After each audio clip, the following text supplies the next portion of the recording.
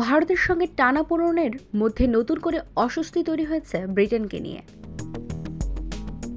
British পার্লামেন্টে বাংলাদেশের সংখ্যালঘুদের সুরক্ষা এবং অন্তর্বর্তী সরকারের কার্যক্রম নিয়ে প্রশ্ন উত্থাপন করেছে দেশটির অল পার্টি পার্লামেন্টারি গ্রুপ। যদিও পার্লামেন্ট দেওয়া বক্তব্যে অনেক অসত্য তথ্য উপস্থাপন করা হয়েছে বলে প্রতিবাদ করেছে পররাষ্ট্র মন্ত্রণালয় তথা বাংলাদেশ সরকার।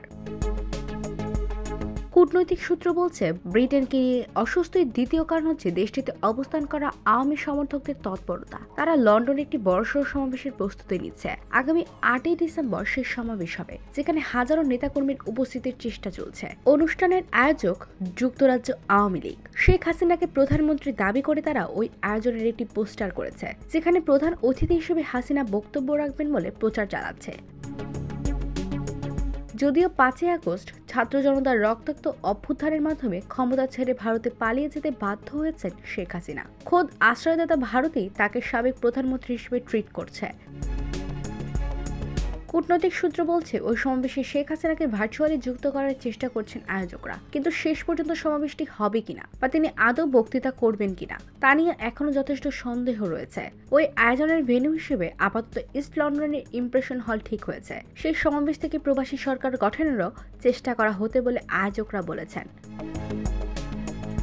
সেগুনবাগিচা দায়িত্বশীল সূত্র বলেছে, উপরিল্লিখিত বিষয়াদি বিবেচনায় নিয়ে ঢাকায় নিযুক্ত ব্রিটিশ হাই কমিশনার সারা কুককে বুধবার ডেকে নিয়েছিলেন পররাষ্ট্র উপদেষ্টা।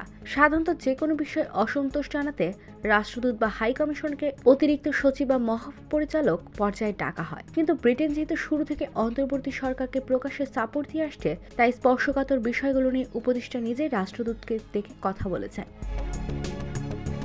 তাছাড়া ব্রিটেনের সঙ্গে বাংলাদেশের ঐতিহাসিক সম্পর্কের বিষয়টিও বিবেচনায় ছিল, তাই দূতকে তলব নয় বরং উপদেষ্টা কথা বলার আগ্রহ ব্যক্ত করেছেন মর্মে আমন্ত্রণ জানানো হয়েছিল। হাই কমিশনার সারা কুকের সঙ্গে বিদায়ের পর উপদেষ্টা মিস্টার হোসেন গণমাধ্যমকে ব্রিফ করেন। সেখানে তিনি কোনো প্রশ্ন নেবেন না বলে আগেই ঘোষণা দেন, বলেন তিনি কেবল স্টেটমেন্ট করবেন। ফলে ব্রিটেনে আওয়ামী লীগ সমাবেশ নিয়ে হাই কমিশনের সঙ্গে কি কথা হয়েছে বা আদৌ তিনি বিষয়টি তুলেছিলেন কিনা তা জানা সম্ভব হয়নি।